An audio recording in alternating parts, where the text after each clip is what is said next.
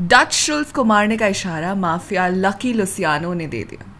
Louis बुशॉल्टर को order दिया गया कि जाओ डचमैन को मार डालो। अपने इस काम को पूरा करने के लिए लुई ने 2 मर्डरर्स को न्यू जर्सी बेस्ड एक रेस्टोरेंट में भेजा जहां पे शुल्स मौजूद था। शुल्स के साथ उस वक्त उसके पर्सनल बॉडीगार्ड बर्नार्ड के अलावा शुल्स का अकाउंटेंट ऑटो और उसका नया चीफ लेफ्टिनेंट अबे लैंडो भी मौजूद थे। शुल्स बाथरूम गया हुआ था तभी 2 मर्डरर्स चार्ल्स और इमानुएल रेस्टोरेंट में घुसे और शुल्स पे गोली चला दी। चार्ल्स और इमानुएल रेस्टोरेंट के पीछे वाले कमरे से अंदर घुसे और शुल्स की गैंग पे कई बार शूट किया। गोली लगने के एक ही बार में ऑटो ढह हो गया। अबे के नेक से गोली पास होने की वजह से उसकी कैरोटिड आर्टरी टूट गई। वही शुल्स के बॉडीगार्ड पे चार्ल्स और इमानुएल ने कई बार फायर किया, लेकिन अपनी इंजरीज के बावजूद शुल्स के आदमियों ने मर्डरर्स पे फायर बैक किया और उन्हें रेस्टोरेंट के बाहर निकाला। इमानुएल भागते हुए गाड़ी पे बैठ गया और ड्राइवर को ऑर्डर दिया कि चार्ल्स को छोड़कर यहाँ से चलो। अबे चार्ल्स के पीछे भागा और उस पे अपनी पिस्तौल की सारी गोलियां खाली कर दी, लेकिन अबे का निशाना चूक गया। चार्ल्स के भाग जाने के बाद अबे वही पड़ी ट्रैश कैन के पास गिर गया। विटनेसेस का कहना है कि गोली लगने के बाद शुल्स डगमगाते हुए बाथरूम से बाहर आया और साइड में जहां गोली लगी थी उस तरफ शुल्स ने काफी जोर से पकड़ा हुआ था। शुल्स बाहर आकर एक चेयर पे बैठ गया। शुल्स ने आवाज लगाई ताकि कोई उसकी आवाज को सुने और उसके लिए एम्बुलेंस बुला लाए। शुल्स का बॉडीगार्ड बर्नार्ड अपने पैरों पे खड़ा हुआ और ऑटो जो कहीं छुपा था उसे कॉइन मांगा ताकि बर्नार्ड उसका इस्तेमाल कर एम्बुलेंस को कॉल कर सके। एम्बुलेंस को कॉल करने के तुरंत बाद ही बर्नार्ड अपना होश खोकर जमीन पे गिर गया। जब पहली एम्बुलेंस आई तो डॉक्टर्स ने कहा कि अबे और बर्नार्ड सीरियस कंडीशन में है और उन्हें जल्द से जल्द नेवार्क हॉस्पिटल ले जाने की ज़रूरत है।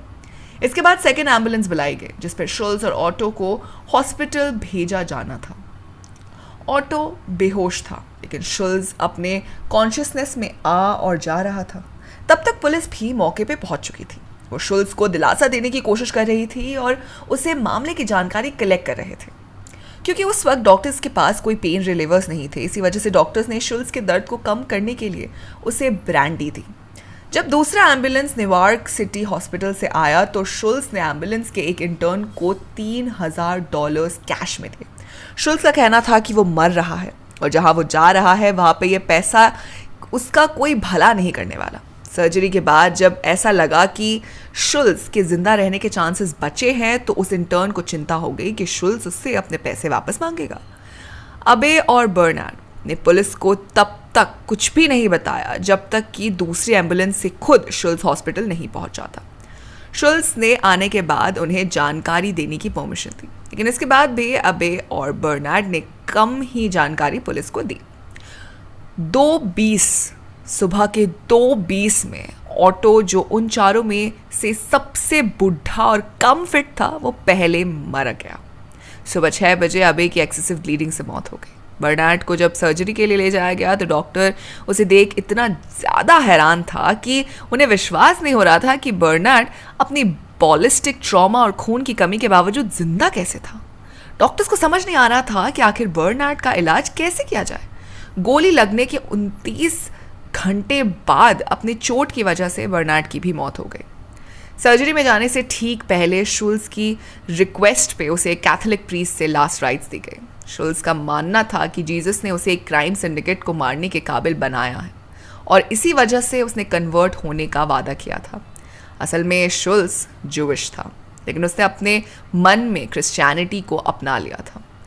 24 अक्टूबर 1935 को पेरिटोनाइटिस से मरने से पहले पूरे 1 दिन तक शुल्स अपनी वाइफ, माँ, प्रीस्ट और हॉस्पिटल्स के स्टाफ से ज़िंदगी की सच्चाई के बारे में बात कर रहा था।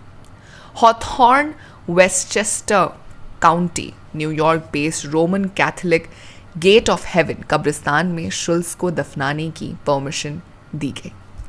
लेकिन शुल्स की माँ ऑर्थोडॉक्स यानी कि रूढ़िवादी जूइश थे, जिनके कहने पे शुल्स की बॉडी को ट्रेडिशनल जूइश प्रेयर शॉल तालित से कवर किया गया। 1941 में चार्ल्स पे शुल्स को मारने का आरोप लगा। डच शुल्स के मर जाने के बाद किसी को ये पता भी नहीं चला कि आखिर उसने अपने पैसों को कहाँ छुपाया था। तो ये थी German Jewish mafia Dutch Schulz की कहानी। डच जैसे खतरनाक कैरेक्टर को हम KGF 3 में शायद देख सकें, क्योंकि इस तरह का एंटेगनिस्ट कहानी में एक नई एनर्जी, एक नया मोड़ ले आएगा। तो आप हमें बताइए कि आप KGF 3 के लिए कितने एक्साइटेड हैं। साथ ही अगर आप को ये वीडियो पसंद आई हो तो इसे लाइक कीजिए, दोस्तों के साथ शेयर कीजिए और फिल्मी दुनिया से जुड़े रहने के लिए सब्सक्राइब कीजिए हमारे चैनल बॉलीग्राज स्टूडियोज़ को।